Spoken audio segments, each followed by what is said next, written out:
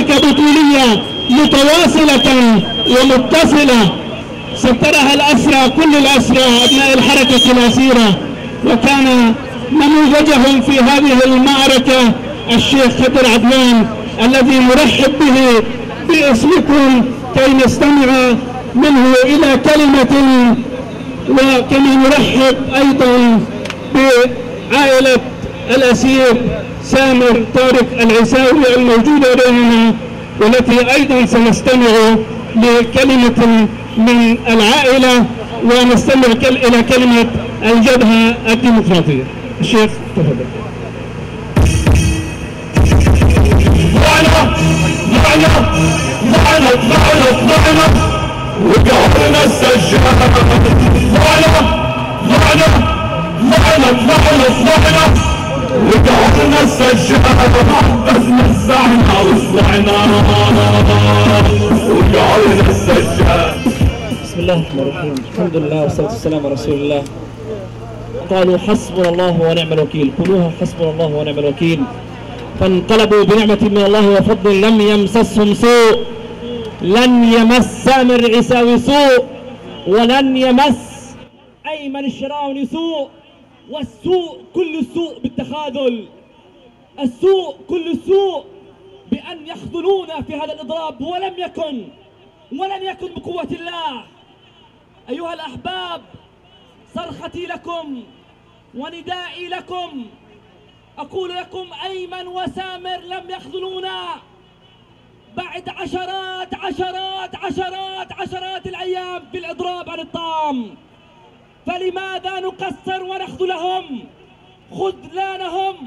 خذلان للقضية الفلسطينية، خذلان أيمن وسامر، خذلان للشهداء، خذلان للأسرى، خذلان سامر العيساوي ابن القدس، هو خذلان للقدس والأقصى.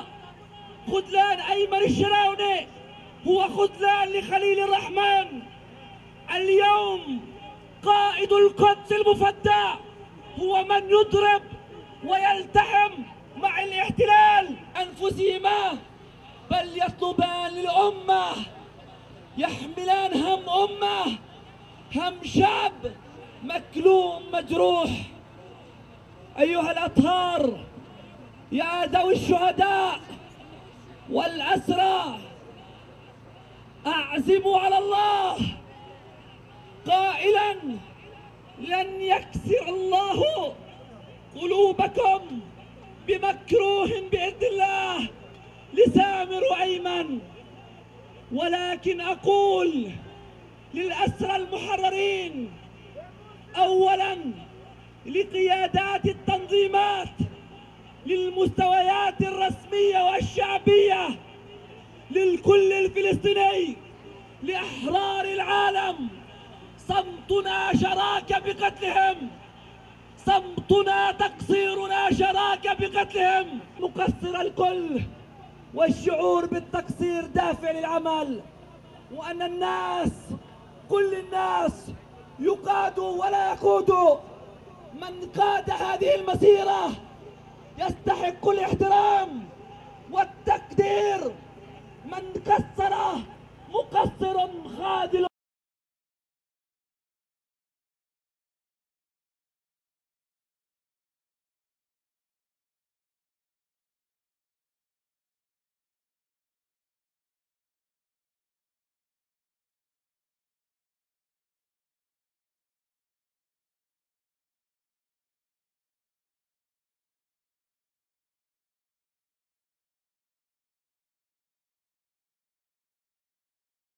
أثق بأن الشعب الفلسطيني، الشعب الذي قدم الشهداء والأسرى، الشعب الذي تحدى الاحتلال على مدار 64 عام لن يخذلنا.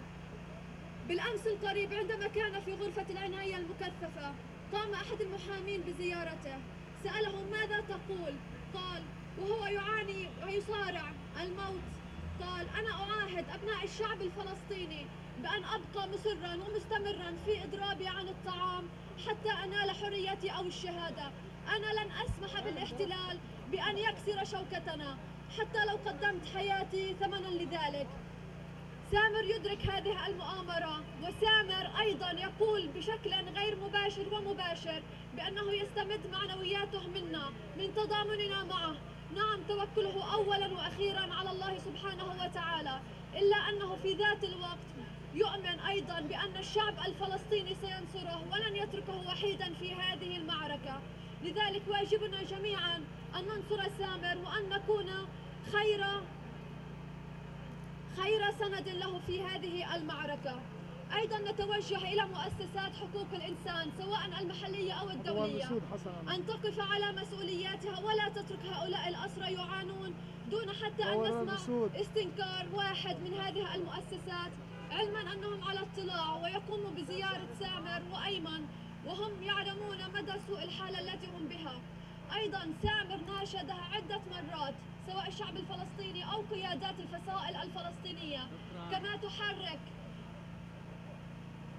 تحرك المنتسبين لها عند انطلاقة أو عند حفل ما ترى الحشود بالآلاف، أن يحشدوا هؤلاء بالآلاف أيضا لنصرة سامر وأيمن وجميع الأسرى المضربين عن الطعام.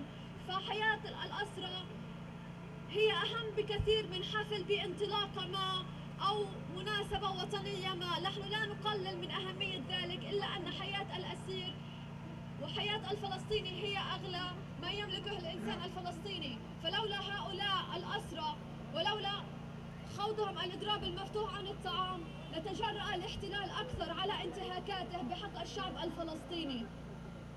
أيضا رسالة أخرى نقدمها إلى الرئاسة الفلسطينية، إلى محمود عباس، بما أنه توجه إلى الأمم المتحدة وأقام الدنيا ولم يقعدها حتى الآن وهو يتغنى بحصوله على دولة غير عضو في الأمم المتحدة. حملة بطولية في تحدي الاحتلال ومحكمته وإجراءاته، تمسكا بالحرية، بالكرامة، بالعزة، بالإصرار على إنهاء هذا الظلم، على إنهاء هذا العسف الذي يلحق أسرانا في سجون الاحتلال. نلتقي اليوم قوى وطنية ولجان وطنية ولجان متابعة للأسرى ومؤسسات حقوق إنسان ومنظمات أهلية وحشد جماهيري واسع لنقول أن حياة سامر وحياة أيمن هي مسؤولية كاملة لحكومة إسرائيل، وسلامتهما والإفراج عنهما هو الخيار الوحيد الذي دونه لن يتوقف هذا التحرك ولن يتوقف هذا النضال. لكننا نقول إن هذه المعركة التي دخلت إحدى فصولها الخطيرة والحاسمة بعد مضي 5 أشهر على الإضراب المفتوح عن الطعام للعيساوي والشراونة، نقول حان الوقت لكي يتحرك المجتمع الدولي ومنظمات حقوق الإنسان لوقف هذا الموت البطيء والإعدام البطيء الذي تمارسه حكومة إسرائيل بحق أسرانا. ونحن نحيي جماهير شعبنا التي نزلت في غزة وفي لبنان وفي الشتات وهنا في الضفة الفلسطينية في كل المحافظات دعما لقضية الأسرى، كونهم عنوانا لمعركة الصمود، لمعركة التحدي، فلفرسان الحرية، لفرسان الكرامة والعنفوان كل الدعم وفي المسيرة. ونقول لحكومة إسرائيل: لا تجربوا الشعب الفلسطيني، لا تجربوا الجبهة الديمقراطية والفصائل الفلسطينية، فكلها قادرة وتعرف كيف ترد إذا مس سوءا أي أسير من أسرانا، إذا مس سوءا العيساوي، إذا مس سوءا الشراونة وكل أسرانا. على هذا الطريق نمضي ونطالب ونضغط ونعمل في الشارع مع القوى، في الحركة الدبلوماسية والسياسية، في علاقاتنا المميزة مع المصريين، في علاقاتنا مع المؤسسات الدولية. وهذا يجب أن يتسع وتتسع دائرته هذه الأيام لخطورة الموقف. وغدا وأقول بثقة سنحتفل في ميدان رام الله هنا بالأسير المحرر سامر العيساوي وبالأسير المحرر الشراوني. فهؤلاء الذين لم تكسر إرادتهم وجربوا وتحملوا العذابات والآلام يدركوا أن وراءهم شعب حي وقوة حية، وأن يوم موعدنا مع حريتهم سيكون قريبا، بل أقول بات وشيكا إن شاء الله. والسلام عليكم.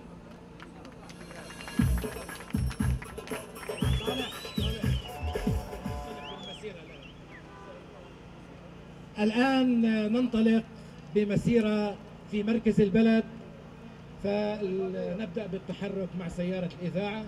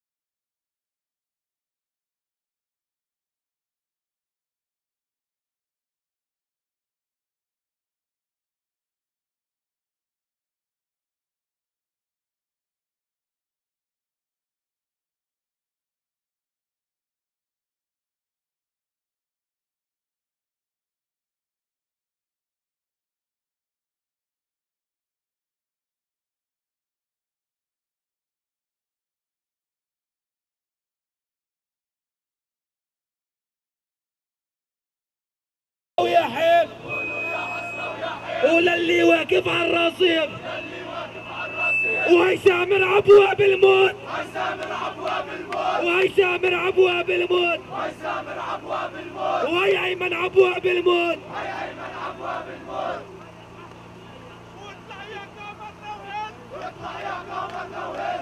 يا شب وخذوا على الشارع.